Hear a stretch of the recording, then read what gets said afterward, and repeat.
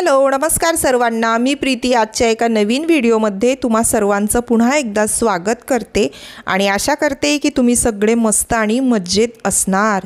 तर मागच्या वेळेला म्हणजे लास्ट ब्लॉग जो शेअर केलेला होता त्यामध्ये भाज्या कशा स्टोअर करते फ्रीजमध्ये आणि कशा पद्धतीने ऑर्गनाइज करून ठेवते, काय काय ऑर्गनायझर वापरत असते, तर ते सगळं मी शेअर केलेलं आहे। आता म्हटलं की आज मी फ्रीजचं डीप क्लिनिंग करते। खरं तर या दोघी जे व्हिडिओ आहेत ते मी एकाच दिवशी शूट केलेले आहेत।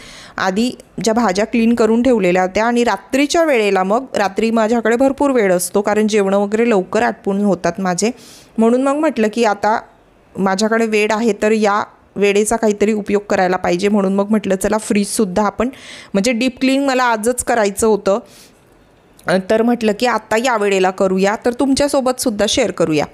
तर आता फ्रीजचं क्लिनिंग मी किती दिवसानंतर करते, तर आठवड्यातून एकदा अगदी वरच्यावरती मी करत असते, पण डीप क्लिनिंग जे आहे ते 15 दिवसातून मी एकदा करते। ठीक आहे, आता खरं तर बरेच दिवस झाले, 15च्या वरतीच दिवस झालेले आहे फ्रीजचं डीप क्लिनिंग मी केलेलं नाही आहे, कारण सध्याचं रुटीन जे आहे ते खूप माझं बिझी चाललेलं आहे। पण असो, आता आज वेळ मिळाला तर म्हटलं आज करूया। तर इथे फ्रीजमध्ये ज्या काही असे आपले पार्टिशन असतात, म्हणजे ज्या काही जाड्या वगैरे ठेवलेल्या असतात त्या सगळ्या मी काढून घेतलेल्या। सर्वात आधी त्या क्लीन करून ठेवून देणार, तर त्यासाठी जे विम बार जेल मी वापरते, तर त्याच्यानेच अगदी जे सॉफ्ट स्क्रबर असतं त्याच्याने मी व्यवस्थित हे धुवून घेणार आहे, म्हणजे घासून घेणार, धुवून घेणार स्वच्छ।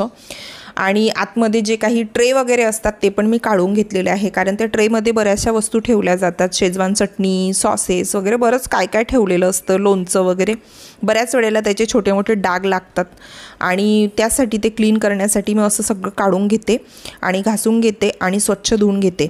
आता हे जोपर्यंत वाढणार, पंखा चालू ठेवलेला आहे, जोपर्यंत हे वाढणार तोपर्यंत मग बाकीचं फ्रीज आपण क्लीन करणार। आणि हो, आजूबाजूला थोडं मेस दिसतंय तर तेवढं इग्नोर करा, कारण रात्रीची जेवण झालेली आहे आणि अजूनही मी भांडी वगैरे आवरलेली नाही आहे। म्हटलं एकदा फ्रीज क्लीन करूया, ऑर्गनाईज करूया आणि त्यानंतर मग बाकीचं आवरूया। तर इथे आता जे काही मी काढलेलं होतं ते सगळं मी व्यवस्थित क्लीन करून घेणार, धुवून घेणार।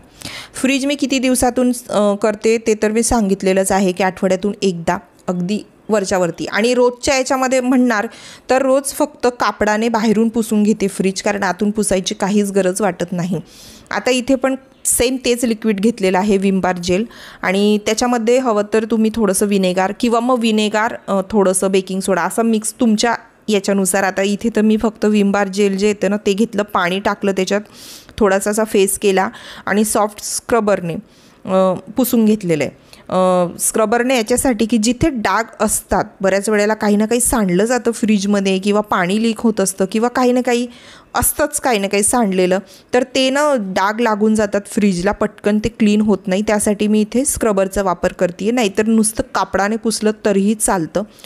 तर छान पद्धतीने पुसून घेतलं, थोडं हलक्या हाताने वरच्यावरती घासून घेतलं, पुसून घेतलं। एक कापड घेतलेला आहे, थोडा ओला करून घेतला, जे काही जेल आपण लावलेलं आहे सगळं व्यवस्थित मी पुसून घेतलेलं आहे। याच्यामुळे काय होतं ना की फ्रीज जे आहे ते खूप छान स्वच्छ पण होतं आणि म्हणजे फ्रेश वाटतं। जे काही डाग लागलेले असतात ना ते निघून गेल्यानंतर बघा फ्रीज पण असं चमकायला लागतं, तर ते सुद्धा व्यवस्थित मी क्लीन करून घेतलेलं आहे। आता फ्रीजचं म्हणाल तर शक्यतो मी ज्या दिवशी भाज्या आणते, आठवड्याच्या भाज्या आणून ठेवते, माझ्या घराजवळ अगदी जवळ काहीच मिळत नाही, त्यामुळे आठवड्याभराच्या भाज्या, फळं वगैरे सगळं मी आणून ठेवते, तर मग त्याच दिवशी स्वच्छ करते पूर्ण फ्रीज 15 दिवसातून एकदा, जे मी सांगितलेलं आहे तुम्हाला। आता इथे आणखी एक गोष्ट मला सांगायची आहे, खालचं फ्रीज तर स्वच्छ झालेलं आहे। आता हे जे आपलं डोअर असतं फ्रीजचं, तर ती जी काही इलास्टिक असते, म्हणजे जे काही रबर असतं ना त्यामध्ये सुद्धा बरीच घाण जमा झालेली असते, ते क्लीन मी कसं करते, तर आता तुम्ही इथे बघत आहात की कापडानेच करते, खालचं एवढं खूप जास्त घाण झालेलं नव्हतं, जिथे कुठे वाटतंय तिथे मी स्क्रबरने काढते ते आणि नंतर मग कापडाने पुसून घेणार, म्हणजे ते रबर जे आहे ना त्याच्यामध्ये जे गॅप्स असतात ना ते व्यवस्थित क्लीन करून घेते मी।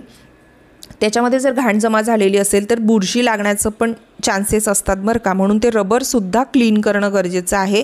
रबर क्लीन असते ना तर तुमचा फ्रीजचा डोअर पण पटकन, म्हणजे इलास्टिक जे असतं ना त्याचं ते चांगलं राहायला पाहिजे। आता हे वरचं डीप फ्रीजर जे आहे ते मी क्लीन करते।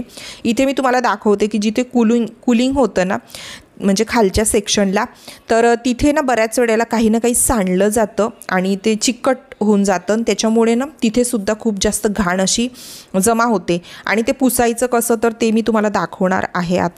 आता इथे मी काय केलेलं आहे तर आधी तर सगळं कापडाने व्यवस्थित पुसून घेतलं. फ्रीज पूर्ण रिकामं केलेलं आहे. माझा फ्रीजमध्ये ना खूप जास्त असं भरपूर जमा केलेलं असतं. आता तरी थोडंफार कमी दिसतं आहे. आणि फ्रीज ही अशी एक वस्तू आहे की तुम्ही कितीही मोठी घ्या, छोटी असली तर असं वाटतं मोठी पाहिजे, जितकी मोठी घेतली ना तितकं ते कमीच पडतं असं मला तरी वाटतं. कारण भरपूर अशा वस्तू असतात की ज्या आपल्याला बाहेर ठेवता येत नाही, मग त्या फ्रीजमध्ये स्टोअर करून ठेवाव्या लागतात. आता इथे मी तुम्हाला दाखवते की जे खालचं जे कूलिंग आहे ते मी कसं क्लीन करते आहे. तर एक कापड घेतलेलं आहे आणि कापडाच्या वरतून असं जे आपलं फोर्क असतं म्हणजे काटेरी जो चमचा असतो ना तो असं अडकवून घेतलेला आहे आणि त्यानुसार तिथे एक जाळी असते तर त्याच्यामध्ये अडकवून अशा पद्धतीने ते क्लीन करून घेते. तुम्हाला व्हिडिओत किती दिसतंय मला माहीत नाही, पण त्यामध्ये ना बराचसा बारीक असा कचरा जमा झालेला असतो आणि स्टिकी झालेलं असतं ते सगळं. हे बघा कापडावरती तुम्हाला जे काळं दिसतंय ना ती तिथली घाण आहे. तर ते असं वेळोवेळी क्लीन करणं सुद्धा गरजेचं आहे, नाहीतर त्याचा पण बुरशीसारखं तयार होतं, चिकट तयार होतं आणि त्याचा वास फ्रीजमध्ये कायम राहतो. तुम्ही किती फ्रीज क्लीन केलं तरीसुद्धा. हे जे फ्रीज आहे माझं याला बरीच वर्ष झालेली आहे, म्हणजे माझ्या लग्नापासूनचं हे फ्रीज आहे. पण मध्यंतरी फ्रीज म्हणजे चेंज करायचाही माझा विचार झालेला होता, पण तो मी कॅन्सल केला कारण फ्रीजचा मध्ये प्रॉब्लेम नव्हता म्हणजे तसा.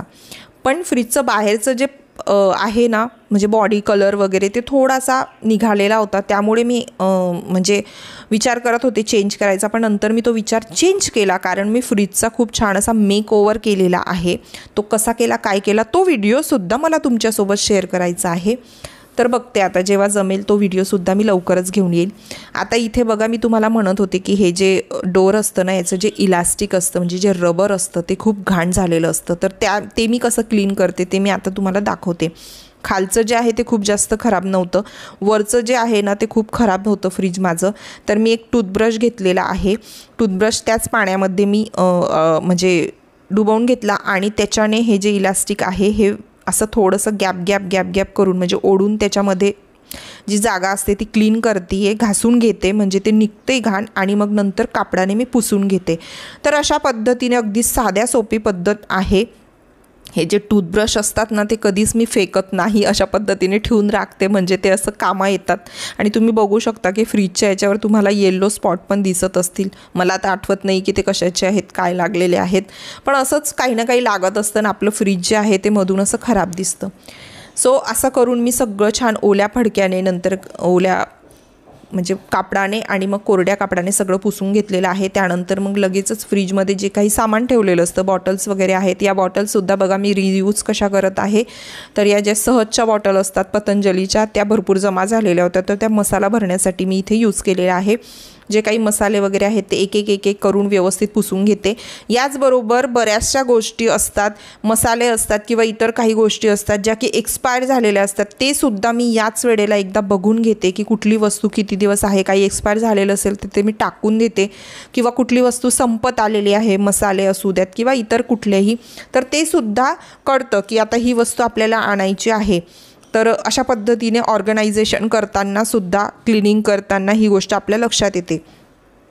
ज्या काही जाड्या मी धुवून ठेवलेल्या होत्या त्या छान स्वच्छ झालेल्या आहेत, पुसून घेतल्या मी आणि आता त्या व्यवस्थित मी रचून घेणार म्हणजे ठेवून घेणार आहे.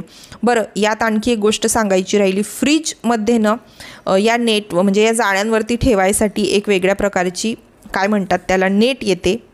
नेट म्हणता की एक्झॅक्टली काय म्हणतात मला आठवत नाही आहे. प्लास्टिकच्या शीट्स येतात, तर त्या शीट्ससुद्धा माझ्याकडे होत्या, खूप वर्ष वापरल्या, पण त्याच्यावर पण काही ना काही सांडून वगैरे त्याच्यावर पण डाग पडले, मग ते मला नकोसे झाले तर मी ते काढून फेकले. पण तुम्ही तशा पद्धतीच्या ज्या शीट्स येतात ना त्या याच्यामध्ये वापरू शकता. त्याच्यामुळे ना फ्रीजमध्ये काहीही सांडलं किंवा काही झालं तर ते इझिली तुम्ही काढून ते धुवून ठेवू शकता, म्हणजे या ज्या जाड्या असतात ना त्या खराब होत नाही. तर ते एक आहे आणि लवकरच मी ते घेणार आहे, कारण आधीच्या मी फेकल्यामुळे ना बरेच याच्यामुळे खूप जास्त घाण होते. आता फ्रीज मी ऑर्गनाईज करायला सुरुवात केलेली. अशा प्रकारचे जे टोपल्या आहेत माझ्याकडे म्हणजे ट्रे प्लस टोपली असं काहीतरी म्हणूया. तर हे मी घेतलेलं आहे. याच्यामध्ये ना बरेचसे फळं वगैरे जे असतात किंवा रोजचं जे लागतं, टोमॅटो आहे किंवा इतर ज्या भाज्या असतात त्या मी अशा ठेवलेल्या आहे. ऑर्गनायझर जर म्हणाल तर मला घ्यायचेच आहेत नवीन, पण जसं मी म्हटलं की नवीन फ्रीज घ्यायचं सुरू होतं विचार, पण माहीत नाही अजून तरी हो किंवा नाही असं कन्फ्युजनमध्ये आहोत आम्ही. त्यासाठी नवीन असं काही आता घेत नाही आहे ऑर्गनायझर वगैरे.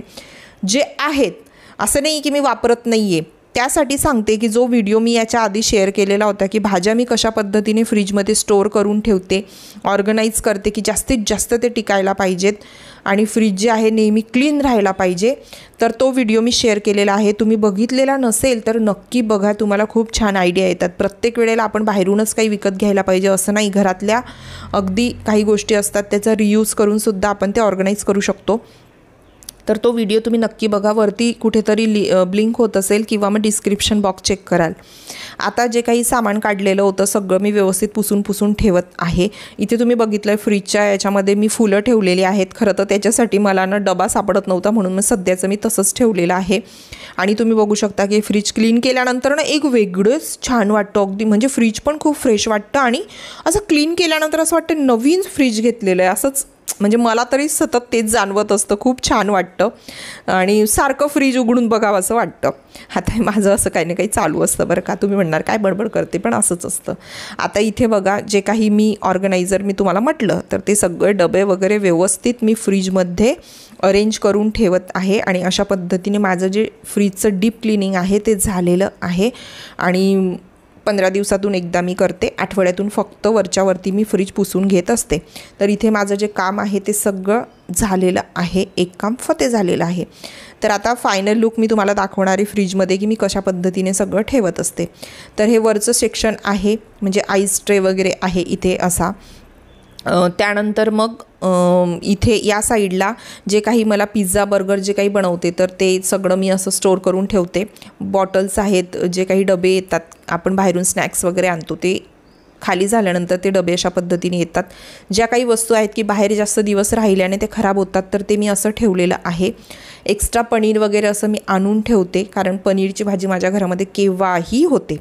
जे काही म्हणजे असं डीप फ्रीजरमध्ये ठेवायच्या वस्तू आहेत त्या सगळ्या ठेवलेल्या आहे. इथे कोथिंबीर पुदिन्याची चटणी मी बनवून ठेवलेली होती, थोडीफार ती शिल्लक आहे ती ठेवलेली आहे. वरती काही मसाल्यांचे डबे आहेत त्याच्यासाठी बॉटल्स नाही आहेत तर ते तसेच ठेवलेले आहेत. बाकीचे जे आहे ते असे बॉटल्समध्ये ठेवून त्याच्यावर स्टिकर लावून ठेवलेले आहेत, छोले मसाला, बिर्याणी मसाला वगैरे वगैरे, म्हणजे लक्षात राहतं की कुठला मसाला हा कुठला आहे. त्यानंतर खालच्या सेक्शनला आलो तरी ते डोअरच्या याच्यामध्ये हे 2 ते 3 निंबू असे रोज असतात, कारण माझ्या घरामध्ये रोज निंबू खाल्लं जातं. 2 ते 3 बॉटल्स भरून ठेवलेल्या आहेत. फुलं सध्या मी असेच ठेवलेली, याच्यासाठी डबा मला शोधायचा आहे.